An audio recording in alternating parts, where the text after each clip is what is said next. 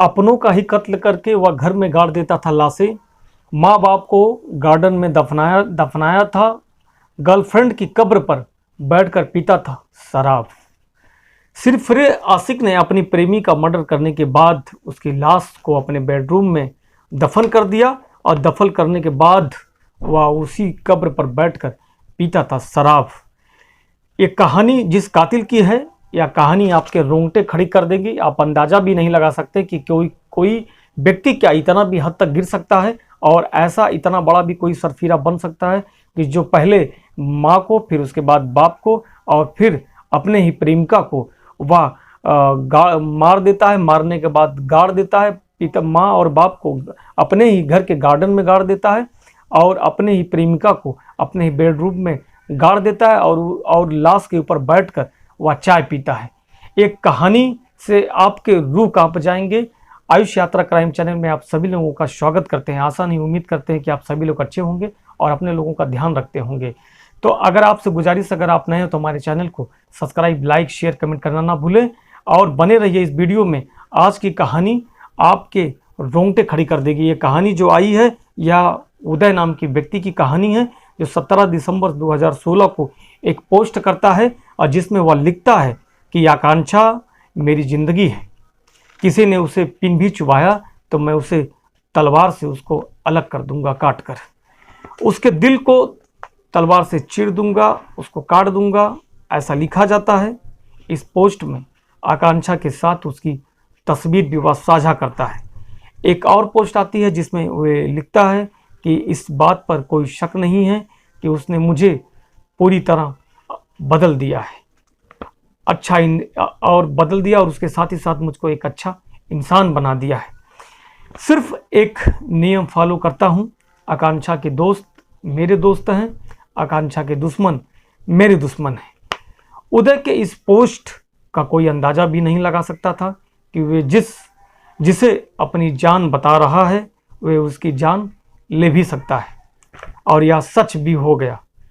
उदय ने आकांक्षा को हमसफ़र तो बनाया था, मगर उसके साथ ही साथ उससे कभी मोहब्बत नहीं की, क्योंकि जिसके जहन में सिर्फ हवस का वो शिकार बनाता हो, वह अपनी भूख प्यास मिटाने के लिए मोहब्बत करता हो, या ऐसा किरदार करने वाला कभी इश्क तो कर ही नहीं सकता है। सिरफिरे आशिक ने अपनी प्रेमिका का मर्डर करने के बाद उसकी लाश को अपने बेडरूम में दफन कर देता है। दफन करने के बाद वह उसी पर बैठकर शराब पीता है।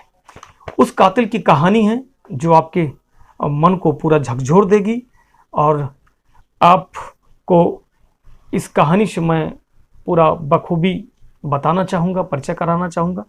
उदय कितना बेरहम था इसका कोई अंदाज़ा नहीं लगा सकता था, और इस कहानी से और इस घटना से आप अंदाज़ा लगा सकते हैं कि उसने अपने सबसे करीबी 3 लोगों की हत्या कर दी। माँ बाप की इकलौती औलाद उनकी मौत की वजह बनी। जिस गर्लफ्रेंड को बीवी बनाने का दावा करता था उसने ही उसको भी नहीं बख्शा। साल 2007 में दोस्ती का प्यार में बदल जाती है या पता नहीं चलता है। उसी के साथ ही साथ पश्चिम बंगाल के बांकुरा की रहने वाली आकांक्षा उर्फ श्वेता बेहद खूबसूरत थी। वह बहुत मिलनसार लड़की थी और बहुत ही व्यवहारिक लड़की थी। उसी साल यानी 2007 में उसकी मुलाकात सोशल मीडिया के जरिए उदय नाम के एक लड़के से होती है, और ये दोस्ती प्यार में कब बदल जाती है या पता ही नहीं चलता है। सोशल मीडिया से शुरू हुआ ये रिश्ता, ये मुलाकात और लंबी बातचीत में बदल गया। यह क्रम 7 साल तक ऐसे ही चलता रहा। ऐसा लग रहा था कि मानो आकांक्षा उदय के प्यार में पूरी तरीके से पागल हो चुकी है, किसी भी कीमत पर उसको खोना नहीं चाहती थी। इसीलिए उन्होंने अपनी ज़िंदगी का एक बड़ा फैसला लिया। 2016 को उदय के साथ जाने का फैसला लिया, और साथ रहने के लिए उस साल वह अपने परिवार से यह कहकर कि सीधे भोपाल उदय के पास गई थी। उसे नौकरी मिल गई है। वह अपने घर वालों से ऐसा बताया आकांक्षा ने कि मुझको भोपाल में नौकरी मिल गई है और मैं भोपाल जा रही हूँ। वह वहाँ जाने के बाद वह साकेत नगर में उदय के साथ रहने लगी थी। इस दौरान उसने अपने परिवार को ये भी बताया कि वह अमेरिका में काम कर रही है। उसकी इस बात से परिवार वाले बहुत ही खुश थे कि मेरे बेटी का अमेरिका में जॉब लग गया है। या बड़ी सफलता का किसी को भी अंदाज़ा कोई नहीं लगा सकता था कि घर वालों की इतनी ज़्यादा खुशी थी। उनकी बेटी के साथ क्या होने वाला था ये तो किसी को भी नहीं पता था। जुलाई 2016 में परिवार से बातचीत करना आकांक्षा बंद कर देती है। तभी अचानक आकांक्षा ने अपने परिवार से बात करना बंद कर देती है। तो परिजनों में काफ़ी बात करने के लिए प्रयास किया, लेकिन उसका कुछ भी पता नहीं चलता है। इसके बाद आकांक्षा के भाई ने उसका नंबर ट्रेस किया तो उसकी लोकेशन भोपाल में मिलती है। जब उसके परिवार को शक हुआ कि आकांक्षा भोपाल में कहीं उदय के साथ तो नहीं रह रही है, अब घर वालों की चिंता और बढ़ जाती है, परेशानियां और सताने लगती है। उदय ने अपनी प्रेमिका आकांक्षा दुबे की हत्या कर चुका था।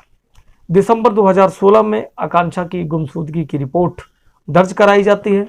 जब परिवार वाले हताश हो जाते हैं तो उन्हें अपनी बेटी का कोई पता नहीं चलता है, तो उन्होंने तुरंत थाने जाकर आकांक्षा की गुमशुदगी की रिपोर्ट दर्ज कराती है। पुलिस मामले को गंभीरता से समझ रही थी। बांकुरा पुलिस टीम तुरंत भोपाल पहुंचती है और वहां जाने के बाद उसे कुछ भी नहीं मिलता है। भोपाल की पुलिस वहां की नज़दीकी पुलिस की मदद सहायता लेती है और पूरे मामले का सनसनीखेज खुलासा करती है। आकांक्षा का शव बेडरूम में दफनाया गया था, जो बेहद चौंकाने वाली बात थी और कहानी एक नया मोड़ ले रही थी। जांच के दौरान पुलिस को पता चला कि उदय ने अपनी प्रेमिका को आकांक्षा की वह हत्या कर चुका है और उसके शव को अपने घर के बेडरूम में ही दफना दिया है। ऊपर से पूरा बाकायदा फ्लोरिंग करवा दिया था ताकि पता ना चल सके, लेकिन उनकी निशानदेही के कारण पुलिस को शव का अवशेष बरामद कर लिया जाता है पुलिस के द्वारा।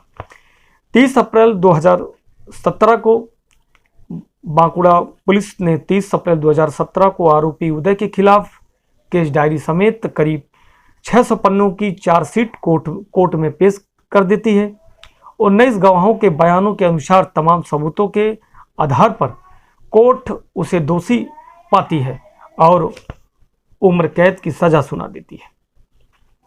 इसी जांच में पता चलता है कि उदय ने सिर्फ अपनी प्रेमिका का हत्यारा नहीं है, बल्कि उसने 2010 में अपने माता पिता की बेरहमी से हत्या कर दी थी। उन्होंने उनके शव को अपने घर के बागीचे में दफना दिए थे। बता दें, आरोपी उदय ने 13 साल अपने मां इंद्रावती और पिता बीके की गला घोंटकर हत्या कर दी थी। फिर उनके शव को सेप्टिक टैंक का बहाना देकर नाम पर गड्ढा खुदवाकर उन्हें दफना दिया गया था।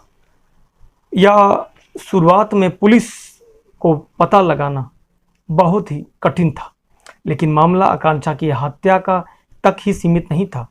लेकिन जब उनके माता पिता के बारे में पूछा गया तो वह ठीक से जवाब नहीं दे पाया।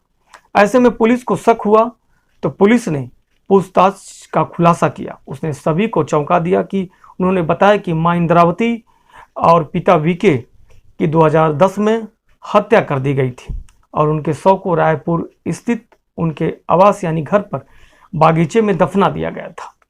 उसने पहले पुलिस से झूठ बोला कि मेरी मां अमेरिका में रहती थी, जबकि पिता की बीमारी से मौत के बाद जबकि पहले मां को और फिर पिता को वह मार दिया था। हत्या के बाद माँ बाप की पेंशन वह लेता रहा और साथ ही साथ इतना ही नहीं, उनकी मां के मौत के बाद वह फर्जी दस्तावेजों के आधार पर 7 साल तक अपनी मां के नाम पर वह पेंशन लेता रहा। फिर बाद में उन्होंने मकान को बेच दिया और भोपाल में रहने लगा। साल 2020 में दोबारा उम्र कैद की कोर्ट द्वारा सजा सुनाई गई उसको। बंगाल के बांकुरा की फास्ट ट्रैक में कोर्ट ने 2020 में उसे आजीवन कारावास की सजा सुनाई थी। इसके बाद रायपुर जिला न्यायालय ने अपने माता पिता की हत्या कर शव के बगीचे में दफनाने के मामले में उसे आजीवन कारावास की सजा सुना देती है। उदय दास अब पश्चिम बंगाल की एक जेल में आजीवन की सजा काट रहे हैं। उधर माँ बाप को भी खोने के बाद और अपनी प्रेमिका को भी खोने के बाद और सब कुछ खोने के बाद वह व्यक्ति अभी भी उम्र कैद की सजा काट रहा है, सलाखों के पीछे है। इस कहानी को सुनाने का मकसद हमारा किसी के दिलों को ठेस या किसी को दिलों को दुखी करना नहीं है, बल्कि आपको सचेत और जागरूक करना है। क्राइम की दुनिया में आप देखते रहिए आयुष यात्रा क्राइम चैनल पर। इस कहानी के माध्यम से आप अपनी क्या राय देना चाहते हैं हमें कमेंट कर जरूर बताएं। और आपसे गुजारिश है कि हमारे चैनल को अभी तक लाइक नहीं किए तो लाइक, सब्सक्राइब, शेयर, कमेंट करना ना भूलें। फिर मिलते हैं ऐसे ही एक नई कहानी, एक नई घटना के साथ, एक नई क्राइम के साथ। तब तक के लिए जय हिंद, जय भारत।